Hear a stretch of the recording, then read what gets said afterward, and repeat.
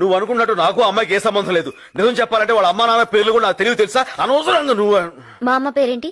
మీ అమ్మ అమ్మ మీ అమ్మ పేరు నోట నాంతుంది బయటకు రావట్లేదు. అది అమ్మ పేరు. ఎంత బాగా యాక్ట్ చేస్తున్నావు నువ్వు, మోసగాడివి. శైలు ఏంటి? ఆహా, ఇప్పుడు ఒక అమ్మాయి నాతో కూర్చుని కాఫీ తాగేదా మాత్రాన ఆ అమ్మాయి నీకు పోటీ అవుతుందా?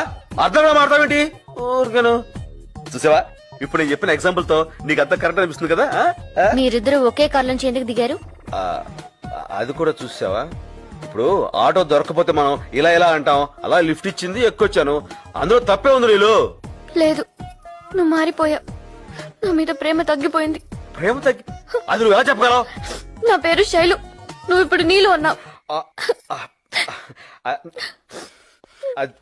Really very sorry Neel. నాకు తెలుసు